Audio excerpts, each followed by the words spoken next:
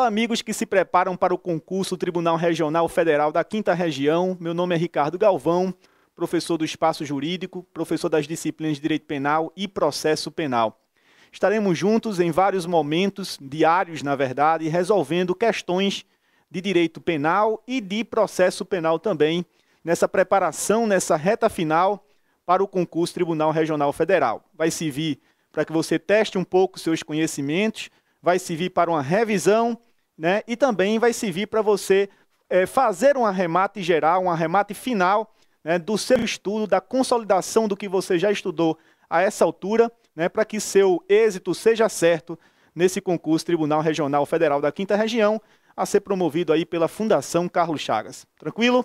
Então vamos ao que interessa, vamos resolver a nossa primeira questão, a questão do dia. Na tela de vocês, então, uma questãozinha de processo penal. Então, uma questão da Fundação Carlos Chagas desse ano, do Ministério Público do Estado do Amapá, para analista ministerial. Diz que no que concerne à prisão, nos termos preconizados pelo Código de Processo Penal, é certo que, né? Então vamos ver aqui, letra A, né? O juiz poderá substituir a prisão preventiva pela domiciliar quando ao agente for imprescindível, né, os cuidados especiais de pessoa menor de 10 anos de idade sem deficiência. Lembrando que nessa letra A, a gente tem uma questão que se refere à prisão domiciliar, que foi incorporada ao nosso Código de Processo Penal de forma expressa, nos artigos 317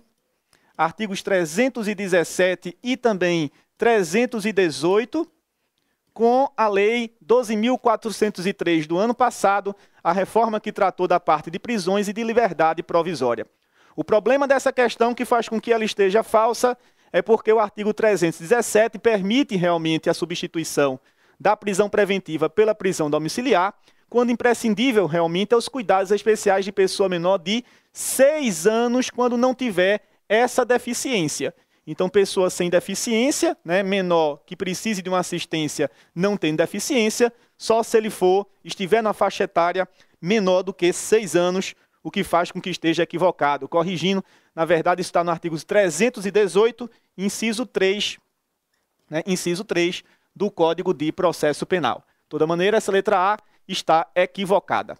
Letra B. A falta de testemunhas da infração não impedirá o auto de prisão em flagrante, mas, nesse caso, com o condutor, deverá assiná-lo pelo menos uma pessoa que haja testemunhado a apresentação do preso à autoridade. A gente chama isso, na prisão em flagrante, de testemunha de apresentação. O problema é que essa letra B também está equivocada, já que diz que deve assinar no lugar, enfim, com o condutor, deverá assinar o auto de prisão pelo menos uma pessoa. E, na verdade, o Código de Processo Penal estabelece que, nesse caso, devem ser 2 pessoas, são 2 testemunhas de apresentação. Então, vejam o artigo 304, especificamente o parágrafo 2º do Código de Processo Penal. São 2 testemunhas de apresentação nos termos da lei.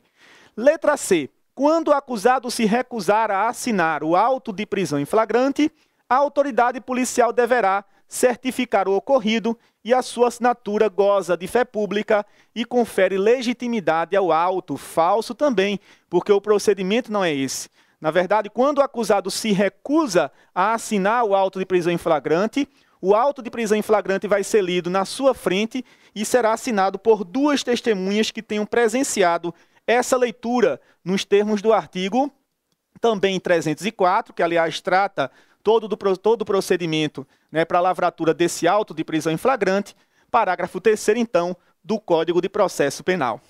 Letra D de dado diz o seguinte: a prisão preventiva é admitida no caso de crime envolvendo violência doméstica e familiar contra o idoso para assegurar a execução das medidas protetivas de urgência, desde que punidos com reclusão. Seria realmente correto se ele estivesse falando de crime que envolve violência doméstica e familiar contra a mulher. E essas medidas protetivas de urgência que são tratadas pela lei especial são medidas que se aplicam à violência doméstica e familiar contra a mulher. Com a reforma do ano passado, nós tivemos a inclusão de medidas de urgência, medidas cautelares genéricas no Código de Processo Penal, que permite efetivamente a aplicação da prisão preventiva nos termos do parágrafo único do artigo 312.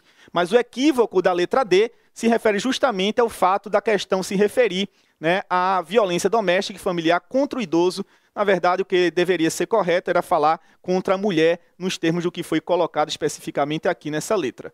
Então, a resposta correta só pode ser realmente a letra E, que diz que a Defensoria Pública deverá receber cópia integral do auto de prisão em flagrante dentro de 24 horas depois da prisão, se o autuado não declinar o nome de seu advogado. Isso corresponde especificamente ao artigo 306, parágrafo 1º.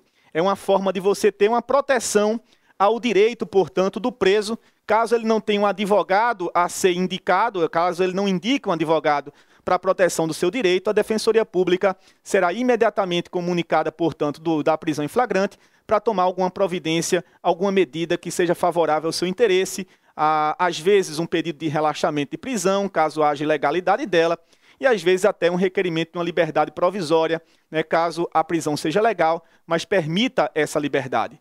Espero que essa questão tenha contribuído, as considerações também, já que se trata de uma questão bastante recente da Fundação Carlos Chagas, para você já, meu amigo, ir identificando o perfil da banca que vai lhe examinar.